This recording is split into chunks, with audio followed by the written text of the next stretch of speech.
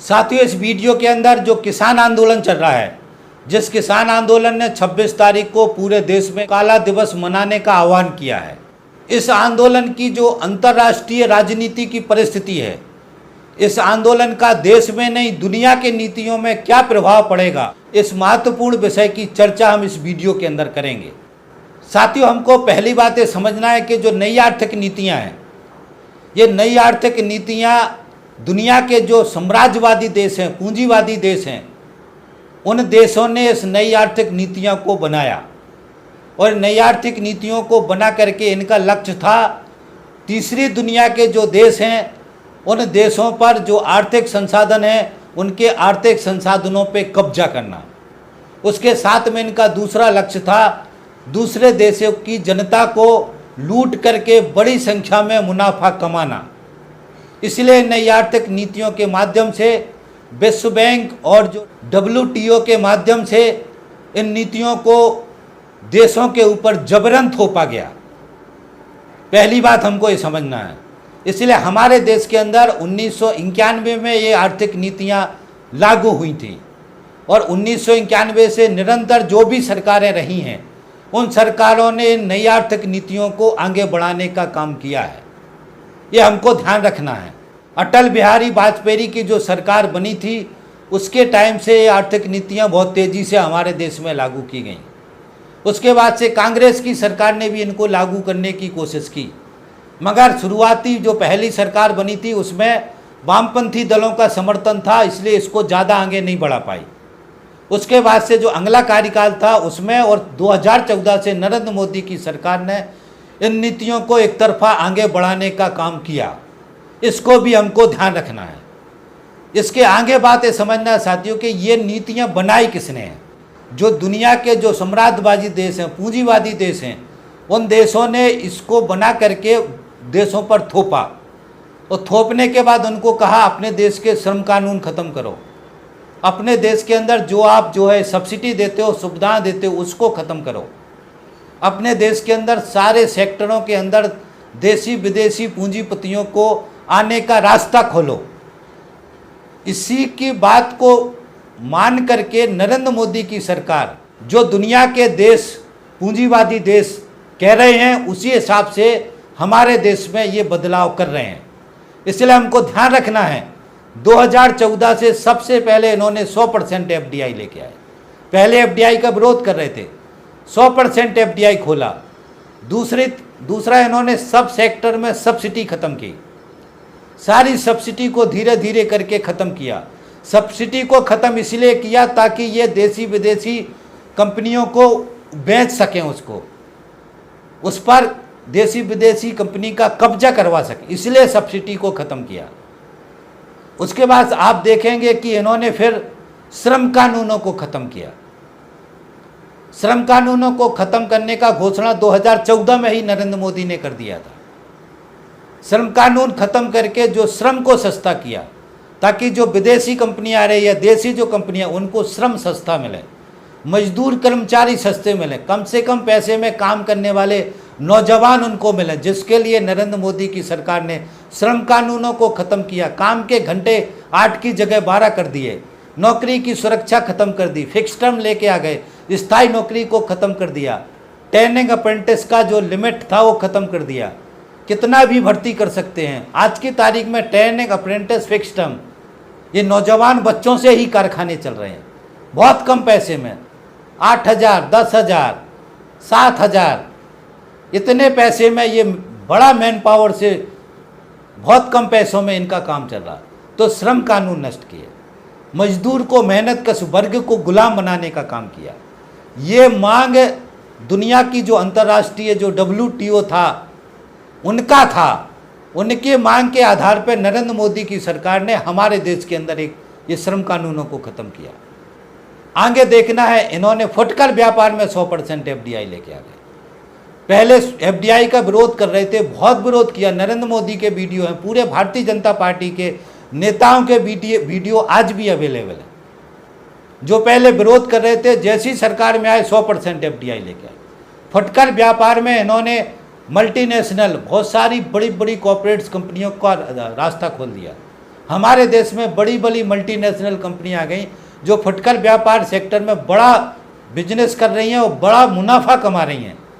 वो ये मुनाफा कमा करके दूसरे देशों में अपना व्यापार बढ़ा रही हैं, हमारे देश से मुनाफा कमा रही हैं। इस तरीके से लूट हो रही है। जो फुटकर व्यापारी हमारे देश में सामान बेचता था, वो जो पैसे 2-4 पैसे मुनाफा कमाता था वो यहीं खर्च करता था, वो पैसा हमारे देश में भी सर्कुलेट होता था। ये पैसा जो कमा रहे, मुनाफा कमा करके बड़ा पैसा विदेश ले जा रहे। ये देश का सीधा लूट है, धन का लूट है, ये धन का निष्कासन है। इस तरीके से धन का निष्कासन हो रहा, और ये धन का निष्कासन नरेंद्र मोदी की सरकार करवा रही। हमारे देश के सारे संसाधनों पे, आर्थिक संसाधनों पे देसी विदेशी पूंजीपतियों का कब्जा करवा रही। ये इन्हीं नई आर्थिक नीतियां जो दुनिया की जो पूंजीपति है, जो उन्होंने कहा था कि इस तरीके से रास्ता खोलना है, नरेंद्र मोदी की सरकार ने उस तरीके से सारा रास्ता खोल दिया है। वो रेलवे बेच रहे, बैंक बेच रहे, बीमा बेच रहे, हवाई अड्डे बेच दिए, सब कुछ बेच रहे। इन्होंने सरकारी अस्पतालों का स्ट्रक्चर ध्वस्त कर दिया, प्राइवेट अस्पताल लेके आ गए। दवाई बनाने की जो सरकारी कंपनी थी उनको सबको खत्म कर दिया। देसी विदेशी दवाई की कंपनी लेके आ गई जो 1 रुपए की गोली 100 रुपए में, 500 रुपए में बेच रहे, लूट रहे बेतहाशा। ड्रग्स की सारी कंपनियां बंद कर दी। अब विदेशों से ड्रग्स मंगा, चाइना से ड्रग्स मंगा रहे। तो इन्होंने जो हमारा स्ट्रक्चर था उसको ध्वस्त कर दिया। चाइना का से ड्रग्स आ रहा और अमेरिका से दवाइयाँ आ रही। बड़ा मुनाफा कमा के लूट के हमारे देश से ले जा रहे। हमको ये समझना है साथी, जितने भी पूंजीपति हमारे देश में आते हैं, पूंजीपतियों का चरित्र है कि ये इनको भारी मुनाफा कमाना है। सरकारी कंपनी में और पूंजीपतियों की कंपनी में यही फर्क है। सरकार को भारी मुनाफा कमाने की जरूरत नहीं है। सरकारी कंपनी देश की जनता की सेवा के लिए है, तो बहुत ही जो उत्पादन करते हैं उसको सस्ते दामों में बेचते हैं, उसके बीच में कोई मुनाफाखोर नहीं होता है। मगर जो देसी विदेशी पूंजीपति आते हैं उनको भारी मुनाफा कमाना है, भारी पैसा कमाना है, और भारी पैसा कमाने के लिए बहुत ही महंगी दामों में वो उस प्रोडक्ट को बेचते हैं, उस सामान को बेचते हैं। सरकार का जब स्ट्रक्चर है उसको नष्ट कर देते हैं। 1 रुपए का चीज वो 100 रुपए में बेचते हैं।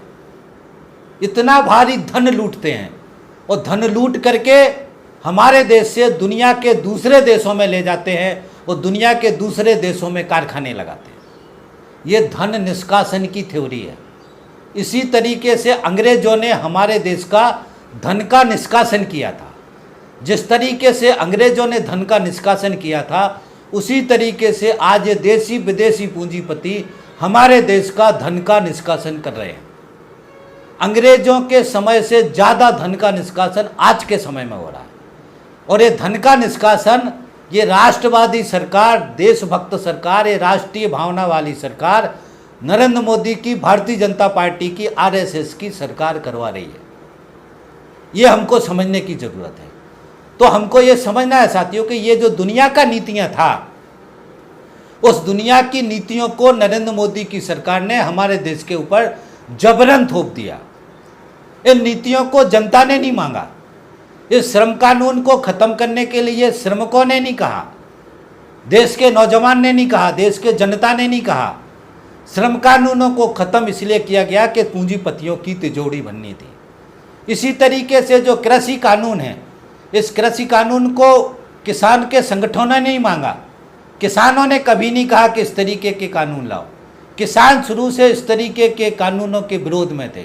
ये सरकार देसी विदेशी कॉर्पोरेट्स कंपनियों को फ़ायदा पहुंचाने के लिए ये कृषि कानून लेके आई। इसी तरीके से एफडीआई ला करके फुटकर क्षेत्र में, व्यापार के क्षेत्र में ये 100% एफडीआई लेके आए, जिनका मांग कभी व्यापारियों ने नहीं किया था। व्यापारियों ने हमेशा विरोध किया था, मगर ज़बरदस्ती उन्होंने एफडीआई लागू की और ये मल्टीनेशनल कंपनियों को फुटकर व्यापार में छूट दी। तो इस नरेंद्र मोदी की सरकार ने जनभावना के विरुद्ध, जनता के लिए काम नहीं किया, देसी विदेशी पूंजीपतियों के जेब भरने के लिए, फ़ायदा कराने के लिए ये नीतियां लेके आए। अब हमको ये समझना है साथियों, आज किसान आंदोलन जो इस नीतियों का विरोध कर रहा है, इसलिए हमको समझना है कि ये लड़ाई खाली नरेंद्र मोदी से नहीं है, ये नरेंद्र मोदी की सरकार से अकेली नहीं है, भारतीय जनता पार्टी और आरएसएस की सोच से अकेली नहीं है। इनसे तो है ही, इनसे तो हमको लड़ना ही पड़ेगा, मगर इनके पीछे हमारे देश के पूंजीपति खड़े हैं, दुनिया के पूंजीपति खड़े हैं, देसी विदेशी कॉर्पोरेट्स कंपनियां खड़ी हैं।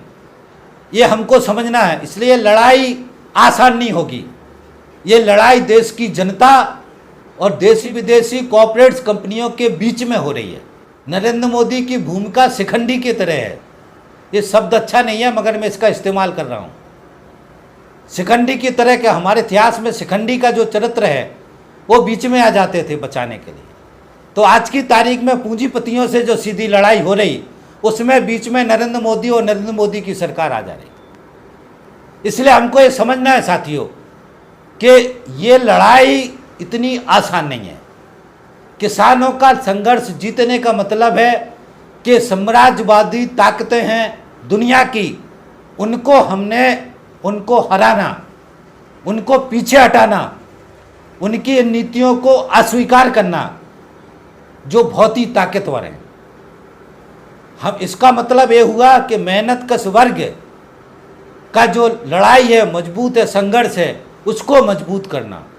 आने वाले समय में मेहनत कश वर्ग के हक की नीतियों को रास्ता खोलना, ये लड़ाई का अर्थ होगा। यदि हम जीतेंगे, ये साम्राज्यवादी पूंजीवादी जो आका बैठे हुए हैं उनको हम पीछे धकेलेंगे, उनको हम पीछे करेंगे। तो यदि हमें लड़ाई हार जाएंगे तो ये हमारे देश पर कब्जा कर लेंगे, हमारे देश को गुलाम बना लेंगे, आर्थिक रूप से भी और फिजिकली रूप से भी। यदि हमें लड़ाई जीत जाएंगे तो ये जनता की जीत होगी, आम जनता के पक्ष की नीतियां बनेंगी, पूंजीवादी व्यवस्था को हम पीछे धकाएंगे, समाजवादी व्यवस्था का आने का रास्ता खुलेगा। समाजवादी व्यवस्था का राज, देश के मेहनत कश वर्ग का राज, मजदूर किसान व्यापारी का राज, ये समाजवाद की जो कल्पना है, आम जनता का राज, तो ये आने का इसका रास्ता खुलेगा। और जब ये रास्ता खुलेगा तो आम जनता के पक्ष में नीतियां बनेंगी, आम जनता के हित की नीतियां बनेंगी, मजदूर किसान के जीवन के भले की नीतियां बनेंगी। तो ये विकल्प है, ये रास्ता है जिसको हमको समझना है। इस लड़ाई का जो ये बेसिक चरित्र है, इस चरित्र को हमको अच्छी तरीके से समझने की ज़रूरत है। इस चरित्र को ध्यान में रख कर के हमको आज का जो ये संघर्ष है किसानों को, इस किसानों के संघर्ष को सपोर्ट करना है, किसानों के संघर्ष के साथ खड़ा होना है। क्योंकि ये लड़ाई सिर्फ किसानों की लड़ाई नहीं है। किसान दुनिया की पूंजीवादी साम्राज्यवादी, दुनिया के देसी विदेशी कॉर्पोरेट्स कंपनियां, दुनिया के पूंजीपति जिनके पास अथाह पैसा है, उनसे टकरा रहे हैं अपने देश को बचाने के लिए। इसलिए हमको इस किसानों के साथ खड़ा होना है, मजदूरों के साथ खड़ा होना है, व्यापारियों के साथ खड़ा होना है और इस मजदूर किसान व्यापारियों की व्यापक एकता बना करके ये जो देसी विदेशी कॉर्पोरेट्स कंपनियों का देश में कब्जा करने का जो ये कोशिश है, हमारे देश के ऊपर जो कंपनी राज, कंपनियों का राज लागू करने की जो ये कोशिश है, इस कंपनी के राज को खात्मा करना है, इस कंपनी के राज को हटाना है, आम जनता के राज को कायम करने का रास्ता खोलना। तो मुझे उम्मीद है कि जो बेसिक सवाल मैंने समझाए हैं आप इस बात को समझ गए होंगे। इसलिए लड़ाई बहुत तगड़ी है, इसलिए लड़ाई ये बहुत ही लंबी चलेगी। आज किसानों को 6 महीने हो गए, मैं सलूट कर रहा हूँ इन किसानों को। हम लोग अपने घर से बाहर 2-4 दिन नहीं रह सकते हैं, ये किसान सड़क पर पड़े हुए हैं 6 महीने से। इस बात को समझ लीजिए, किसान बहुत ही सीरियस है। उसने इस मुद्दे को अपने जीवन मरण का प्रश्न समझ लिया है और ये बात उसने सही समझा है। उसको ये बात समझ में आ गई कि ये लड़ाई हम हार जाएंगे तो हमारा आगे पूरा पीढ़ी नष्ट हो जाएगी, ये लड़ाई जीत जाएंगे तो हम भी बचेंगे, हमारी पीढ़ियां भी बचेंगी। इसलिए उसने इस लड़ाई को जीवन मरण का प्रश्न बना दिया। इस बात को हमको समझना है और इस बात को समझ करके हम सबका भी जिम्मेदारी है, पूरे देश का, नौजवान का, यूथ, मजदूर, कर्मचारी, किसान, किसान का बेटा, मजदूर कर्मचारी का बेटा, छात्र, सबका जिम्मेदारी है कि हम मिलकर के 26 तारीख के कार्यक्रम को सफल बनाएं। सारे लोग काले झंडे दिखाएं सरकार को, काले झंडे दिखाएं, और काले झंडे दिखा करके अगर आप अकेले हैं तो अपनी छत से काला झंडा दिखाएं, अपने घर से काला झंडा दिखाएं। काला झंडा दिखा करके उसका वीडियो बना करके उसका फोटो खींच करके सोशल मीडिया पर डालें।